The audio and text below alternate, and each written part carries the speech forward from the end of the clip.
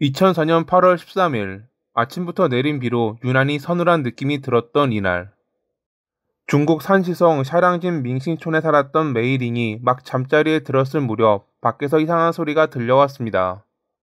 빗소리 때문에 잘은 들리지 않았지만 이웃인 양롱 위안의 목소리라 생각한 그녀는 조심히 창문을 열고 소리가 들려오는 곳을 응시했습니다. 그리고 그 순간 도와주세요라는 목소리를 확실히 들을 수 있었죠.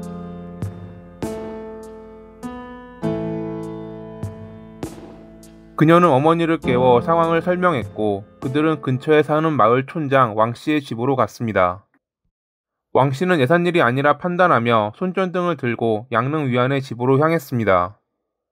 문을 두드려도 반응이 없고 안에선 아무런 소리도 들리지 않자 그는 문을 살짝 밀어보았습니다. 삐걱거리며 열린 문틈 사이로 강하게 풍겨오는 철냄새에 그는 당황했습니다. 마당을 넘어 집 안으로 들어가자 냄새는 더 강하게 풍겼고 코를 막으며 안을 들여다보았을 때 그는 놀라고 말았습니다. 방 안에는 양릉 위안과 그의 자녀 2명이 피를 흘리고 쓰러져 있었거든요. 왕 씨는 경찰에 신고한 뒤 근처에 사는 양릉 위안의 동생 양릉원의 집으로 향했습니다. 그런데 거기서 그는 한 번 더 놀라고 말았습니다. 양릉원과 그의 가족들 역시 살해돼 있었던 것입니다. 하루아침에 양씨 형제 일가 8명이 살해됐다는 소식에 조용했던 작은 시골 마을은 순식간에 공포로 휩싸였습니다. 사건의 중대함을 깨달은 현지 경찰은 즉시 공안국에 보고했고 곧 사건 전담팀이 구성됐습니다. 피해자들의 몸에는 도끼에 의한 절상이 있었으며 조사 결과 8명을 살해한 범인은 동일한 인물의 단독 범행으로 밝혀졌습니다. 그들은 이 사건을 원한에 의한 범행일 가능성이 높다고 생각했습니다. 집 안에서 사라진 물건은 하나도 없었고 범인은 오로지 그들만 살해한 뒤 사라졌으니깐요. 특히 피해자들 중 훼손이 심했던 위샤오준의 원한 관계를 중점으로 그들 가족과 원한이 있던 이들을 모두 조사했고 몇몇 용의자를 추려냈습니다. 위샤오준의 전 남자친구였던 A. 둘은 꽤 오래 사귀었고 그녀는 그의 아이를 임신했던 적도 있었습니다.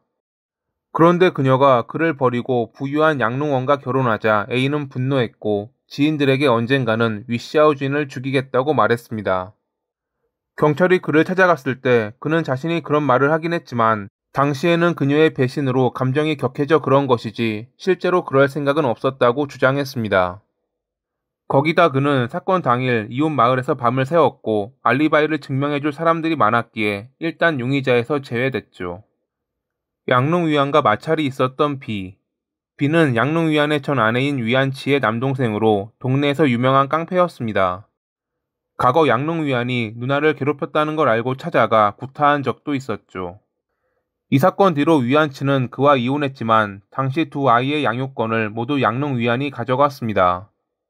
그가 인맥을 이용해 재판을 자신에게 유리하게 했다는 걸 알게 된 B는 언젠가는 그를 죽이겠다고 말한 적이 있었습니다. 이 때문에 경찰은 그를 찾아갔지만 이번에도 허탕을 치고 돌아와야 했습니다. 그는 며칠 전 다른 사람과 싸우다가 자상을 입고 병원에 입원 중이었거든요. 일어나기조차 힘들어 보였던 그가 이런 범행을 저지를 수는 없었기에 그 역시 용의자에서 제외됐죠. 양씨 형제를 증오했던 근처 마을에 사는 C. 양씨 형제는 산에 올라 약초를 캐고 한약방을 운영하며 사람들을 치료했는데 C는 그들을 찾아가 말기 암에 걸린 어머니를 치료할 수 있는지 물었습니다. 그들이 돈만 주면 어떤 병이든 치료해 주겠다고 하자 C는 많은 돈을 그들에게 주었지만 어머니는 끝내 사망했죠. 당시 그는 양씨 형제가 사기를 쳤다며 화를 냈고 그들을 절대로 용서하지 않겠다고 말했다고 합니다. 하지만 C 역시 범인이 아니었습니다. 그는 사건이 일어나기 전 이미 사망한 사람이었으니깐요. 그러던 중 경찰은 사건 당일 저녁에 한 남성이 양릉 위안의 집으로 가는 걸 보았다는 마을 주민의 제보를 받습니다. 비가 내리는 늦은 시간에 외출했다는 걸 이상하게 여긴 주민은 멀리 서긴 했지만 그를 유심히 보았다고 합니다. 어두웠기에 누군지는 확신하지 못했지만 체격이나 입고 있던 옷이 젠 셰량이라는 남성과 닮았다는 주민의 증언. 경찰은 그가 사건 당일 이후로 보이지 않았다는 것과 양릉원, 위샤오진과 트러블이 있었다는 걸 알아냈습니다. 그 트러블은 젠 셰량이 위샤오진을 강제로 덮치는 바람에 4년 동안 감옥살이를 했다는 것이었죠. 그런데 이 사건에 관해선 당시 서로의 주장이 달랐습니다. 젠셰량은 6개월 동안 불륜을 저지른 연인 사이라는 주장이었고 위샤오진은 그가 자기를 강제로 덮쳤다고 주장했거든요. 위샤오진 측의 주장에 따르면 1999년 9월 16일에 그녀는 홀로 집에서 TV를 보고 있었는데 오전 무렵 젠셰량이 찾아와 자기 집 TV 신호가 안 좋다며 여긴 어떠냐고 물어봤다고 합니다. 하지만 그건 집으로 들어올 구실이었고 갑자기 그는 그녀를 끌어안은 뒤 강제로 관계를 가졌습니다. 이를 알게 된 남편 양롱원이 그의 집을 찾아가 화를 냈지만 젠셰량은 되려 역정을 내며 양롱원을 구타했습니다. 결국 양롱원의 신고로 그는 성범죄 및 폭행죄로 체포됐죠. 젠셰량은 그녀와 자기는 불륜 관계였고 그들의 관계가 6개월 동안 지속됐다며 불륜을 들킨 그녀가 책임을 회피하기 위해 거짓말을 했다고 주장했지만 재판부는 그에게 징역 5년을 선고했습니다. 젠셰량은 양롱원이 인맥과 돈으로 재판부를 매수했다고 생각해 항소는 하지 않았고 감형으로 4년 뒤 나올 수 있었습니다. 그 4년 사이 그의 결백을 믿고 있던 아내는 홀로 가정을 지키고 있었습니다. 아내의 그런 모습에 그는 열심히 살아야겠다고 다짐했죠.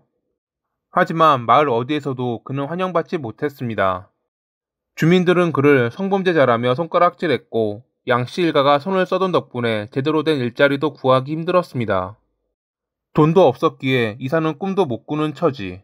그러던 중 양씨 일가 8명이 살해되는 일이 발생한 것입니다.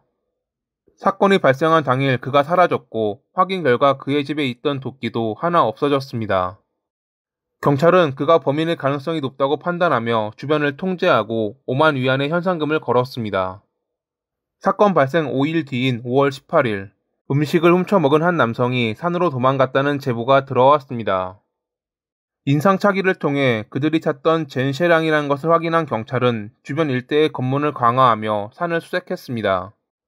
그리고 몇 시간 뒤 변장한 채 지역을 빠져나가려던 그를 체포할 수 있었죠. 모든 범행을 인정한 그는 왜 그랬냐는 질문에 위샤오준의 거짓말 때문에 감옥에 가며 자신의 인생은 물론 아내까지 고생한 것에 분노해 복수한 것이라고 말했습니다. 출소한 뒤 마땅한 직업을 구하지 못해 다른 지역까지가 막노동을 했던 그는 여전히 주변의 따가운 시선 때문에 힘들어했습니다. 그러던 어느 날 그는 아내가 힘들게 돈을 벌어오는 모습에 위샤오진과 양씨 일가를 향한 분노가 피어올랐다고 합니다. 바람을 피운 건 자신의 잘못이 맞지만 그들의 거짓말 때문에 자신의 인생, 가족이 불행해졌다고 느꼈죠. 술로 달래려 했던 분노는 되레 짙어졌고 마침내 그는 도끼를 들고 그들의 집으로 향했습니다. 얼마 뒤 열린 재판에서 그는 자신이 저지른 범행에 대해 후회하며 피해자들과 유가족들에게 깊이 사과한다고 밝혔습니다. 재판부는 그에게 사형을 선고했고 2004년 9월 14일 그의 형이 집행됐습니다. 만에 하나 그의 말이 사실이라면 억울한 점도 있겠지만 그렇다고 해서 4살 아이까지 희생된 범행에 면죄부가 되지는 않습니다. 다음 생이 있다면 소나 말이 되어 갚겠다고 말했던 젠시에랑. 다시는 이런 비극이 되풀이되지 않기를 바라며 이만 마칩니다. 오늘도 시청해주셔서 감사합니다.